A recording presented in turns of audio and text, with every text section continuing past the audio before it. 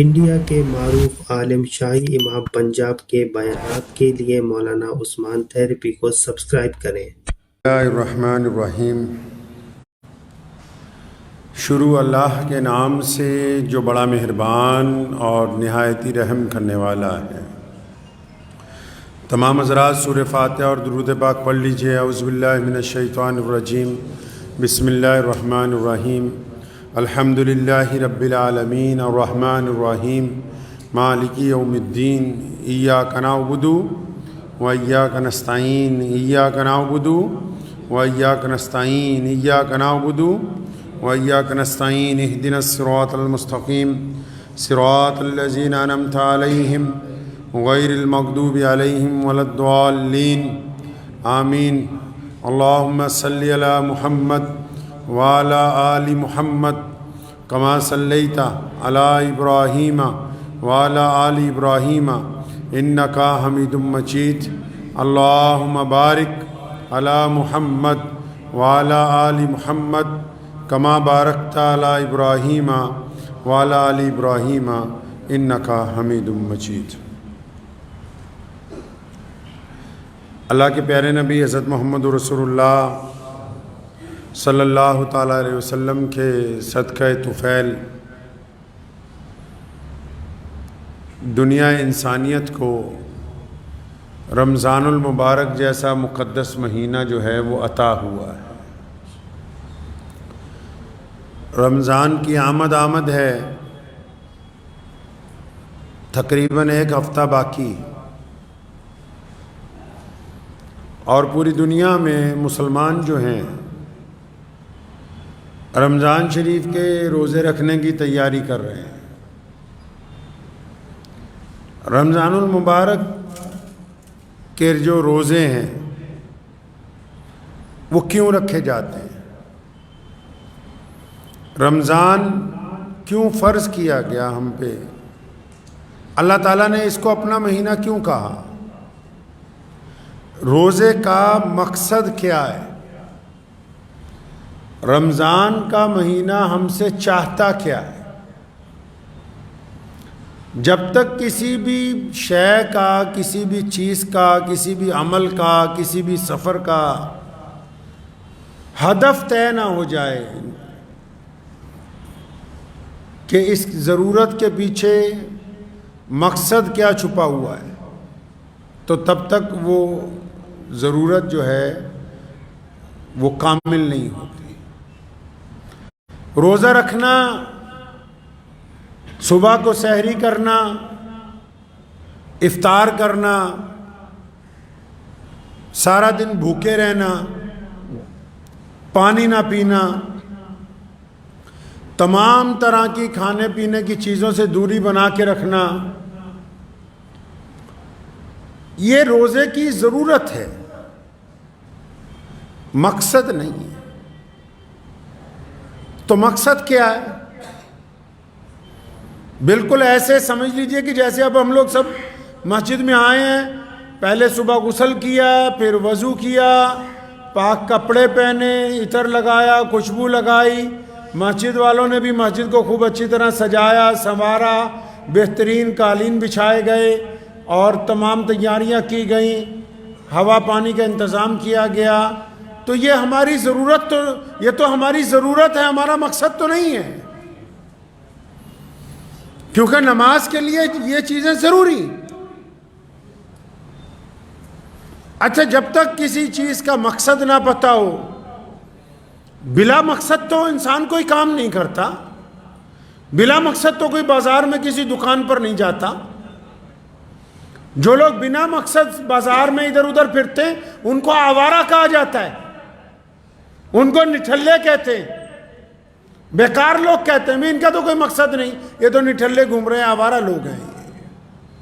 اور اگر کوئی بوجھ اٹھا کے جا رہا ہو، کوئی سامان خریدنے جا رہا ہو، کوئی چیزوں کا لین دین کرنے جا رہا ہو، کوئی گھر کی ضروریات لینے کے لیے جا رہا ہو، کوئی کاروبار کے لیے جا رہا ہو، تو بندہ کہتا ہے یہ اپنے مقصد کے لیے جا رہا ہے، یہ مزدوری کر رہا ہے، یہ دکانداری کر رہا ہے، یہ کاروبار کر رہا ہے، اس کا مقصد ہے کیا؟ یہ حلال رزق کی تلاش میں پیسے کما رہا ہے۔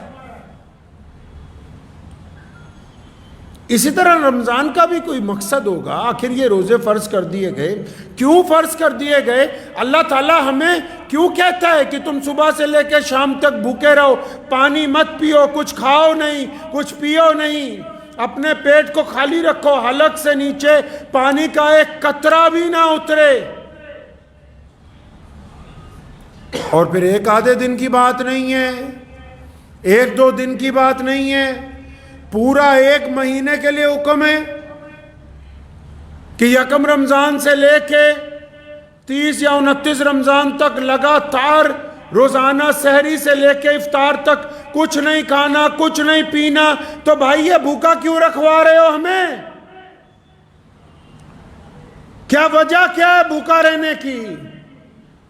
کئی مسلمان غیر مسلموں کو بتاتے ہوئے خوش ہوتے ہیں کہ دیکھو جی ہم تو روزے میں پانی تک نہیں پیتے, ہم نے تو جون جولائی کے روزہ کیونکہ ہر سال 10 دن آگے چلتا ہے نا, چاند 29 کا جب نکلتا ہے 10 مہینے میں, تو انگریزی سال میں اور ہمارے سال میں 10 دن کا فرق پڑ جاتا ہے. جو لوگ آج 40-42 سال کے ہیں, جب وہ بچپن میں ہوں گے میری طرح, اس وقت روزے جون جولائی کے اندر تھے, مئی کے اندر تھے. جب بالکل جوان ہوئے تو روزے جنوری دسمبر میں آئے. اب دوبارہ رمضان شریف دوبارہ سردیوں کی طرف جا رہا ہے, تو دوستوں کو بتاتے ہیں غیر مسلم دوستوں کو کہ جی وہ بھی حیرت سے پوچھتے ہیں بھی صبح سے لے کے شام تک کچھ کھایا پیا نہیں, کچھ نہیں کھانا پینا؟ ہاں جی بالکل کچھ کھانا. صبح سے لے کے شام تک بھوکے رہنا کوئی کمال کی بات نہیں ہے. جن کو روٹی نہیں ملتی 4-4 دن, وہ بھی تو بھوکے رہتے ہیں. ریگستان میں جہاں پانی ایک ہفتے میں صرف ایک ٹینکر جاتا ہے, وہ بھی تو 10 گھنٹے بعد ایک گلاس کا پانی پیتے ہیں. تو پھر رمضان میں اور پھر عام بھوکے رہنے میں فرق کیا ہے؟ روزے کا کیا مطلب ہے؟ اچھا اصل میں ہم لوگ کیا ہوا, پورے بھارت میں جو مسلمان ہیں, کیونکہ ہم لوگ فتوے والے مسلمان ہو گئے بھائی, معافی کے ساتھ کہتا ہوں. ہمیں تو بھائی چھوٹی چھوٹی باتوں پر فتویٰ چاہیے. اچھا مطلب اسلام کا مقصد تو کہتے جی گم ہو گیا. اگر ہم کسی سے پوچھ لیں بھی روزہ کیوں رکھنا ہے, پتہ ہی نہیں روزہ رکھنا کیوں ہے. آپ بتاؤ روزہ کیوں رکھنا ہے؟ پتہ ہے کچھ آپ کے دل میں کیا ہے کہ روزہ کیوں رکھتے ہیں؟ کچھ آئیڈیا؟ رسول اللہ صلی اللہ علیہ وسلم کی سنت کو ادا کرتے ہیں. آپ کے دل میں کیا ہے, روزہ کیوں رکھتے ہیں؟ کچھ دل میں ہوگا نا, کیا ہے دل میں؟ رسول اللہ کی سنت. آپ کے دل میں کیا ہے جی؟ اللہ راضی ہو جائے. آپ بتاؤ آپ کیوں رکھتے ہیں جی؟ پرہیزگاری ہو جائے. دو غلطیاں اکثر ذکر ہوتا ہے ان باتوں کا, 2 غلطیاں بھارت کے مسلمانوں نے کی ہیں. پہلی غلطی, قرآن پاک کو ترجمے کے ساتھ پڑھنا بند کیا, اس کی جگہ صرف ناظرہ پڑھنے کو ہی قرار دیا کہ بس صبح شام دوپہر ناظرہ پڑھنا ثواب ہے, اچھی بات ہے, واجب ہے, ضروری ہے, لیکن ناظرے کے ساتھ اس کا ترجمہ سیکھنا فرض ہے, اس کے ترجمے پر عمل کرنا فرض عین ہے, اس کی تفسیر کو سمجھنا ضروری ہے. جب تک قرآن نہیں سمجھا جائے گا, نہ نماز سمجھی جا سکتی ہے, نہ روزہ سمجھا جا سکتا ہے, نہ حج سمجھا جا سکتا ہے, نہ زکوٰۃ سمجھی جا سکتی ہے, نہ جہاد سمجھا جا سکتا ہے, نہ رواداری سمجھی جا سکتی ہے, نہ اخلاق سمجھ آ سکتا ہے, نہ کردار سمجھ آ سکتا ہے, جب تک قرآن کو نہیں سمجھیں گے مسلمان. میں کہے نہیں ابا جی کا انتقال ہو گیا جی, مولوی صاحب آؤ جی ختم کر دو. لو جی کر دیتے ختم, ہمیں کیا 500 روپے دو ختم ہو جائے گا. رمضان آ گیا, رمضان آ گیا, شور مچا ہوا ہے, رنگ کر لیں, نئے کپڑے, گھر کے اندر نیا فرنیچر, نئے قالین, نئے اے سی, نیا ساز و سامان, اپنی استطاعت کے مطابق, بہترین گوشت, بہترین کھانے, راشن کی لمبی لمبی فہرستیں, طرح طرح کے شربت, یہ تو ساری ضرورتیں ہیں، ضرورتوں سے آپ کو کوئی انکار نہیں کر رہا کہ آپ ضرورتوں کا استعمال نہ کریں، لیکن ان ساری ضروریات کا مقصد کیا ہے، معنی کیا ہے، رمضان آپ سے چاہتا کیا ہے، اللہ آپ سے کیا چاہتے ہیں، محمد رسول اللہ نے کیا بتایا کہ روزہ کیوں رکھا جاتا ہے، روزے کا مطلب کیا ہے، اور جب تک مطلب نہیں پتا ہوگا تو پھر بھوکے رہنے کا کوئی فائدہ ہے نہیں ہے۔ قرآن میں کہا اللہ نے کہ روزے تم پر فرض کر دیے، روزے تم پر فرض کر دیے، فرمایا جس طرح پہلی امتوں پر فرض کیے گئے تھے۔ یہ پہلی امتوں کا اس لیے ذکر کیا کہ تم یہ نہ سمجھو کہ ہم پہ بوجھ ڈال دیا، فرمایا تم پر فرض کر دیے جس طرح پہلی امتوں پر فرض کیے تھے، فرمایا کیونکہ تم متقی بن جاؤ۔ کیا بن جاؤ تم؟ متقی بن جاؤ۔ اب آپ نے کیا سمجھا؟ متقی کون ہے؟ جس کے دسترخوان پہ بہترین کھجوریں ہیں، جس کے دسترخوان پہ بہترین شربت ہے، جس کے دسترخوان کے اوپر طرح طرح کے کھانے، طرح طرح کے گوشت ہیں، جو شام کو بڑھیا مسجد کے اندر افطاری کروا رہا ہے۔ کون ہے متقی آپ کے نزدیک؟ روزہ چاہتا کیا ہے آپ سے؟ نبی علیہ السلام نے فرمایا روزہ ڈھال ہے۔ ڈھال کس کو کہتے ہیں؟ تلوار کے ساتھ میدان جنگ میں ایک ڈھال دی، فرمایا روزہ مومن کے لیے ڈھال ہے جب تک وہ اس کو پھاڑ نہیں دیتا، یعنی جب تک وہ ٹوٹ نہیں جاتی تب تک مومن کا روزہ قائم ہے۔ اب روزے داروں نے کئیوں نے سمجھا کہ روزہ بھوکا رہنے کا مطلب ہے۔ سنیے آپ کو بھوکا کیوں رکھوا رہے ہیں، آپ کو بھوکا کیوں رکھا، یہ سٹمک کو خالی کیوں رکھا، یہ کیوں کہا کہ حلق سے نیچے قطرہ بھی نہ اترے، تاکہ روزہ ایک انقلابی عبادت ہے۔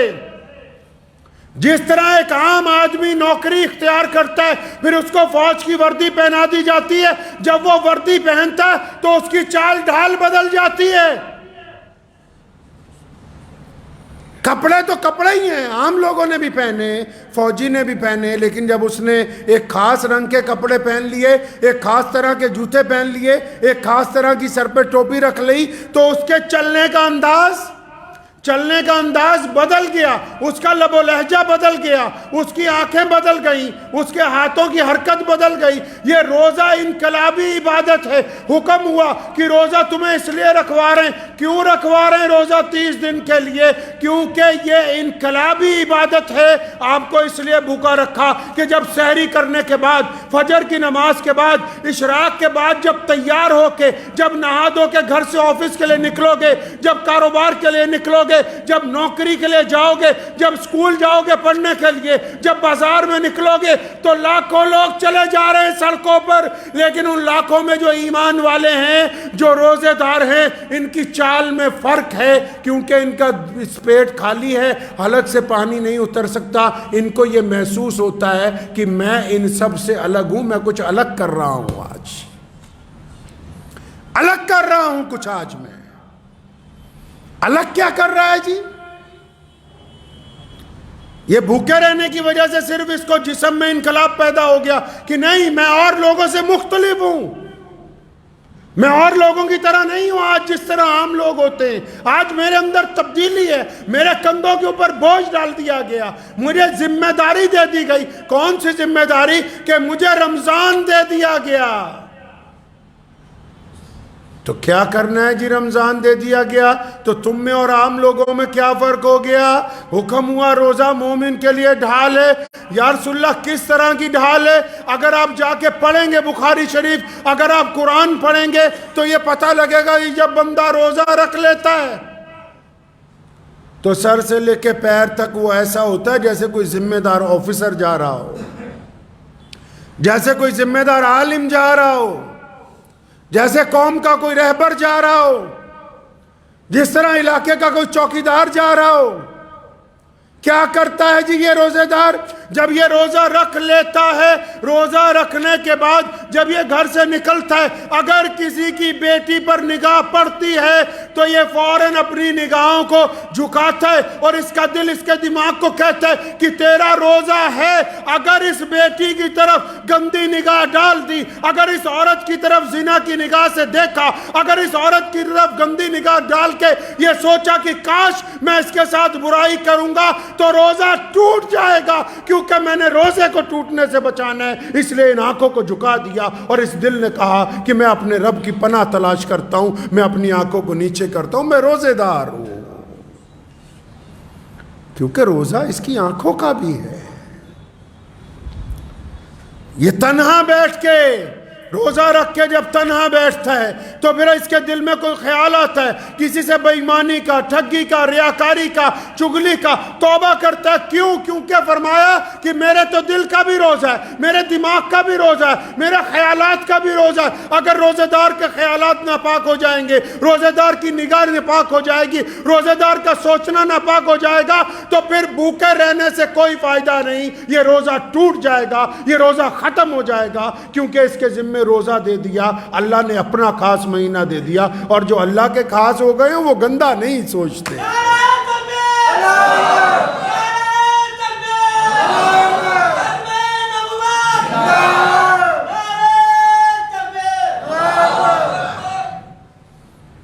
یہ روزے دار جب آفس میں کام کے لیے بیٹھتا ہے یا دیہاڑی پہ جاتا ہے یا گھر میں ہوتا ہے تو پھر یہ ان ہاتھوں سے کوئی غلط کام نہیں کرتا، ان ہاتھوں سے غلط سودا نہیں تولتا، ان ہاتھوں سے رشوت نہیں لیتا، ان ہاتھوں سے رشوت دیتا نہیں ہے، ان ہاتھوں سے کسی کو مارتا نہیں ہے، ان ہاتھوں سے کسی کے ساتھ غلط کام نہیں کرتا، کیونکہ جب یہ ہاتھ اٹھاتا ہے کسی غلط کام کے لیے تو پھر اس کا دل اس کو بتاتا ہے، اس کا ذہن اس کو اپلائی کرتا ہے کہ عبد الرحمن تیرا روزہ ہے، اور روزے دار کے ہاتھ غلط کام کے لیے اٹھ نہیں سکتے۔ اگر ان ہاتھوں کو غلط کام کے لیے اٹھا دیا تو پھر روزہ جاتا رہا، پھر بھوکے رہنے سے کوئی فائدہ نہیں ہے۔ روزے دار کے پیروں کا بھی روزہ ہے، روزے دار غلط قدم نہیں اٹھاتا، روزے دار غلط جگہ کی طرف نہیں جاتا، روزے دار غلط ارادے سے آگے نہیں بڑھتا، ان کے پیروں کا بھی روزہ ہے۔ اگر یہ روزہ رکھ کے غلط جگہ جائے گا، روزہ رکھ کے غلط کام کرے گا، پھر روزہ ختم ہو گیا۔ ارے اس کے تو کانوں کا بھی روزہ ہے، یہ نہ چگلی کرتا ہے نہ سنتا ہے، نہ غیبت کرتا ہے نہ سنتا ہے، نہ بدماشی کی بات کرتا ہے نہ سنتا ہے، نہ ریاکاری کرتا ہے نہ سنتا ہے۔ اس کے تو کان بھی اللہ کی اطاعت کے اندر ہیں، اس کی آنکھیں بھی اللہ کی اطاعت میں ہیں، اس کی زبان بھی اللہ کی اطاعت میں، اس کے ہاتھ بھی اللہ کی اطاعت میں، اس کے پاؤں بھی اللہ کی اطاعت میں، اس کا چلنا پھرنا اٹھنا بیٹھنا اللہ کی اطاعت میں۔ پتہ لگا یہ رمضان ایک انقلابی عبادت ہے، انسان کے جسم میں، انسان کی روح میں، اس کے لب و لہجے میں، اس کی نگاہ میں تبدیلی پیدا کرتی ہے۔ اگر رمضان آپ میں یہ انقلاب برپا کرتا ہے تو یقیناً آپ روزے دار ہیں، اگر رمضان نے یہ انقلاب برپا نہیں کیا تو پھر آپ روزے دار نہیں ہیں۔ یہ کس نے کہا کہ صرف بھوکا رہنے کا نام روزہ ہے؟ فرمایا متقی بن جاؤ۔ اللہ کو بڑا شوق ہے، آپ کبھی قرآن پڑھیں گے نا، بار بار ہر بات پہ اللہ چاہتے ہیں بندے میرے نماز پڑھیں۔ کیوں یا اللہ کیوں ہم نماز پڑھیں؟ فرمایا متقی بن جاؤ۔ فرمایا بندے میرے روزہ رکھیں۔ یا اللہ کیوں روزہ رکھیں؟ فرمایا متقی بن جاؤ۔ اللہ کو بڑا پسند ہے کہ میرا بندہ اچھا بن جائے، میرا بندہ پیارا بن جائے، میرا بندہ گناہوں سے چھٹ جائے، میرا بندہ اخلاق والا ہو، کردار والا ہو۔ اور اگر کوئی بندہ یہ کہے کہ میں تو روزہ رکھنا ہے، نماز نہیں پڑھنی، میں نے روزہ رکھنا ہے، جھوٹ بھی بولنا ہے، میں نے روزہ رکھوں گا، بے ایمانی بھی کروں گا، پھر وہ روزہ رکھے یا نہ رکھے اللہ کے نزدیک وہ بھوکا ہے۔ ایسے بھوکے آدمی کا کوئی روزہ نہیں ہے۔ رمضان آ رہا ہے، رمضان کی تیاری کیجئے، اس دل کو تھوڑا بڑا کر کے رمضان کی تیاری کریں۔ صرف گھروں کو رنگ روغن نہیں، اس نیت کو بھی رنگ روغن کر لیں۔ صرف گھروں سے کوڑا کرکٹ نہ نکالیں، اس دل میں سے بھی کوڑا کرکٹ نکال لیں۔ صرف ہاتھوں کو صابن سے دھونے سے مسئلہ حل ہونے والا نہیں ہے، اس نیت کو بھی اللہ کے ذکر کے ساتھ دھو لیں، درود پاک کے ساتھ دھو لیں، اللہ کے یہاں استغفار کر کے اس دل کو دھو لیں۔ جب تک یہ دل پاک نہیں ہوگا رمضان کا فائدہ نہیں ہے۔ متقی بن جائیں جی۔ متقی کون ہے یا اللہ؟ جو بہت اچھا ہو، خوبصورت ہو، افطاری بہت کراتا ہو، لوگوں سے ہنس ہنس کے ملتا ہو۔ نہیں، پہلے متقی وہ ہے جو اپنے ماں باپ کی خدمت کرتا ہو، جس کے ماں باپ اس سے ناراض نہیں ہیں وہ متقی ہے، جن کے میاں بیوی آپس میں راضی ہیں وہ متقی ہے، جو اپنے بچوں سے پیار کرتا ہے وہ متقی ہے، جو اپنے پڑوسی کو اپنے بھائی کی طرح دیکھتا ہے وہ متقی ہے، جو بھوکے کو کھانا کھلاتا ہے وہ متقی ہے، جو روتے ہوئے کو ہنساتا ہے وہ متقی ہے، جو نماز کے دوران دوسروں کے لیے بھی دعائیں مانگتا ہے وہ متقی ہے، جو کسی کے دل کی آزاری نہیں کرتا وہ متقی ہے، جو غریب کی مدد کرتا ہے وہ متقی ہے، جو ظالم کو ظالم کہتا ہے وہ متقی ہے۔ صرف کپڑے پہننے سے، حلیہ بدلنے سے کوئی متقی بن نہیں سکتا ہے۔ رمضان آ رہا ہے، دل کو ذرا کھول کے بڑا کر لیجئے، معافی مانگنے کا مادہ پیدا کریں، معافی مانگنے کا مادہ۔ اللہ سے معافی مانگتے ہیں، اللہ اگر معاف کرنے والے ہیں اللہ پسند کرتے ہیں کہ آپ بھی اللہ کے بندوں کو معاف کر دیں۔ آپ کا کوئی دوست کہتا ہے کہ یار غلطی ہو گئی تو پھر کیا ہوا، معاف کر دو۔ آپ کا کوئی بچہ کہتا ہے غلطی ہو گئی تو پھر کیا ہوا، کہہ دو معاف کر دیا۔ آپ اپنے ماں باپ سے معافی مانگتے ہیں، ان کو چاہیے کہ معاف کر دیں۔ معافی کا مادہ اگر بندہ چاہتا ہے کہ اللہ سے میں معافی مانگوں تو بندے کو بھی چاہیے کہ جو لوگ اس سے معافی مانگنا چاہتے ہیں ان کو معاف کرنے کا مادہ اس کے اندر ہو۔ آپ دوسروں کو معاف کریں گے، اللہ آپ کو معاف کر دیں۔ اور رمضان شریف میں آپ نے دیکھا ہوگا ابھی بہت سارے چندے والوں نے آنا ہے، لیکن ہماری سوچ نیگیٹو ہو گئی۔ رسول اللہ صلی اللہ علیہ وسلم کی سب سے سونی سنت پتہ ہے آپ کو کیا ہے؟ فجر کی 2 سنتیں، داڑھی رکھنا، 33 دفعہ سبحان اللہ پڑھنا۔ بہت ساری سنتیں یاد ہوگی لیکن سب سے پیاری سنت یہ ہے، سونے محمد صلی اللہ علیہ وسلم چاہتے ہیں کہ میری امت کے لوگ پازیٹیو سوچیں، اچھا سوچیں، مثبت سوچیں، ٹھیک طریقے سے سوچیں۔ کسی کو اچھے کو دیکھ کے یہ نہ سمجھے کہ یہ زناکار ہوگا، کسی بڑے آدمی کو دیکھ کے یہ نہ سمجھے یہ مکار ہوگا، اپنے کسی بھائی کو ترقی دیکھتے ہو یہ نہ سوچو کہ یہ بے ایمانی کر رہا ہوگا۔ آپ کو دوسرے کے دل کا حال کیا پتہ ہو سکتا ہے؟ آپ نے تو خود اپنے پاس سے طے کر لیا کہ نہیں جی یہ تو بے ایمان ہے۔ اللہ کے نبی نے منع فرمایا، کہیں صلی اللہ علیہ وسلم، صلی اللہ نبی علیہ السلام نے منع فرمایا، اپنے پاس سے اندازے نہ لگائیں۔ رمضان میں اس عادت کی بڑی ضرورت ہے۔ آپ خود ہی اندازہ، نماز پڑھ رہے ہیں کوئی آیا قریب میں، اچھا یہ کیسے آ گیا آج، اللہ کے بندے اپنی ہو رہی ہے یا نہیں ہو رہی؟ دوسروں پہ جج نہیں لگا دیا اسلام نے، کسی کو کسی پہ اجارہ داری نہیں دی، صرف رسول اللہ کے وارثوں کو، کن کو؟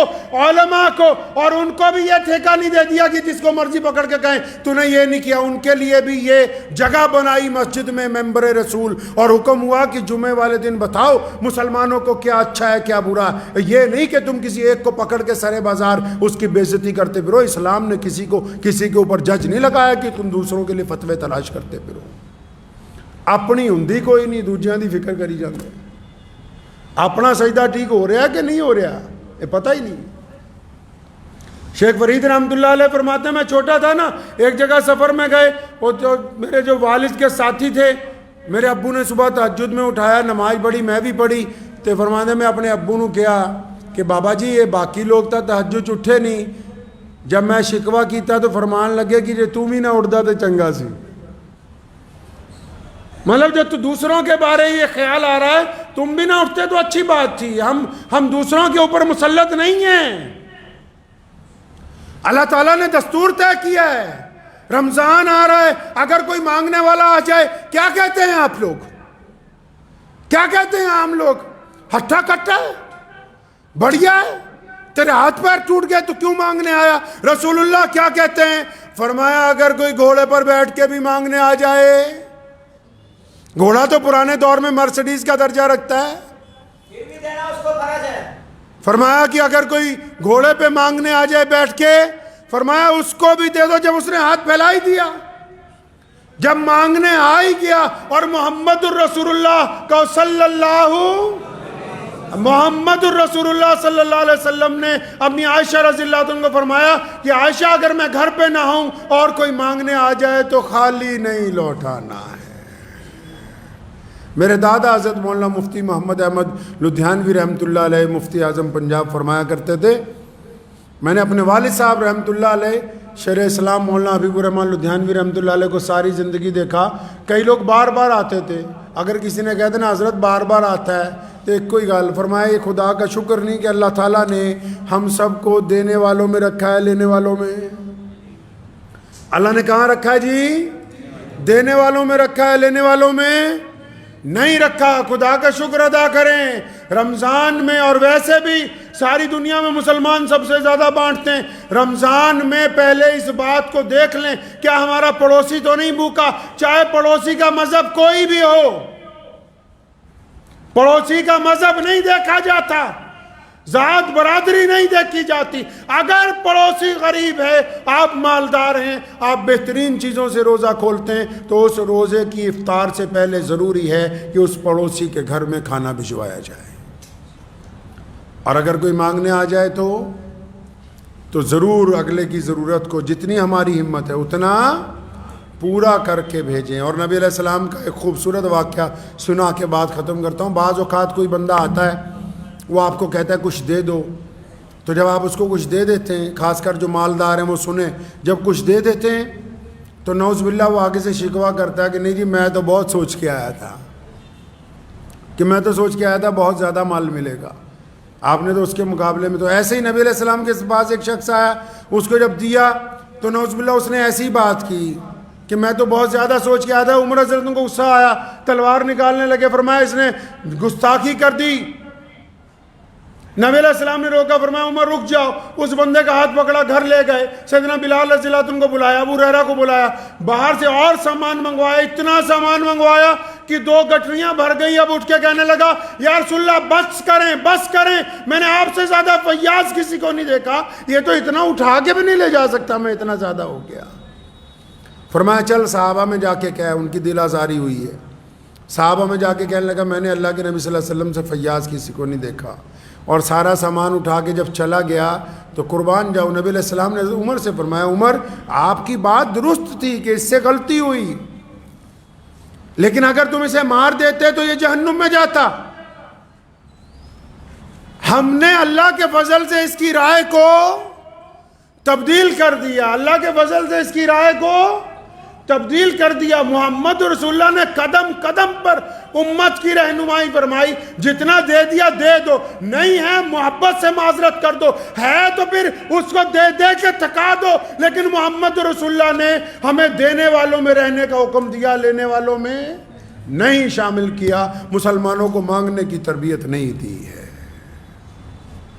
لیکن اس کے ساتھ ساتھ اگر کوئی کسی مسجد کے لیے، مدرسے کے لیے آ جائے، کسی بھی جگہ سے آئے، چاہے پنجاب سے کوئی باہر جا رہا ہو یا کوئی پنجاب میں آ رہا ہو، اگر تو اپنی ذات کے لیے مانگ رہا ہے کوئی سوال نہیں، نوٹ کر لیجئے میری بات دل کی تختی پہ، کوئی اپنی ذات کے لیے مانگ رہا ہے کہ میری بچی کی شادی ہے، میرے گھر میں مجبوری ہے، مجھے اپنے، چاہے جھوٹ بول کے مانگ رہا ہے، کوئی اپنی ذات کے لیے ہاتھ پھیلا رہا ہے کہ اللہ کے واسطے دو، پھر بنا سوال کے دو۔ لیکن اگر کسی مسجد کے نام پر، مدرسے کے نام پر جھوٹ بول رہا ہے تو پہلے اس علاقے کے کسی بڑے عالم کو پوچھو کہ یہ بندہ صحیح ہے یا غلط ہے، کیونکہ اللہ اور اس کے رسول کے نام پر جھوٹ برداشت نہیں کیا جا سکتا ہے۔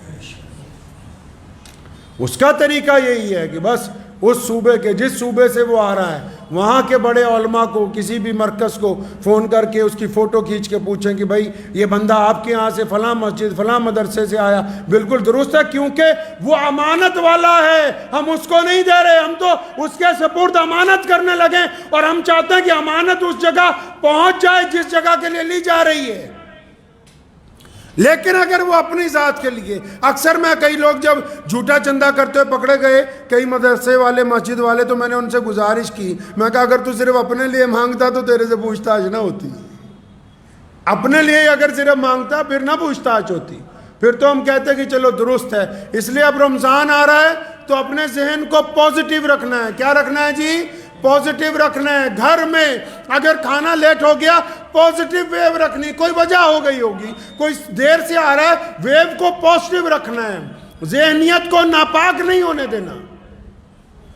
کوئی سفیر آ رہا ہے، کوئی بزرگ آ رہا ہے، تو یہ ذہن میں رکھنا ہے کہ اللہ کے دین کے لیے نکلیں۔ کون آتا ہے کسی کے لیے مانگنے کے لیے؟ اگر کسی سفیر کو مسجد والوں نے ٹھہرا لیا تو کوئی احسان کا کام نہیں کیا، اگر تم دین کا کام کر رہے ہو وہ بھی دین کا کام کر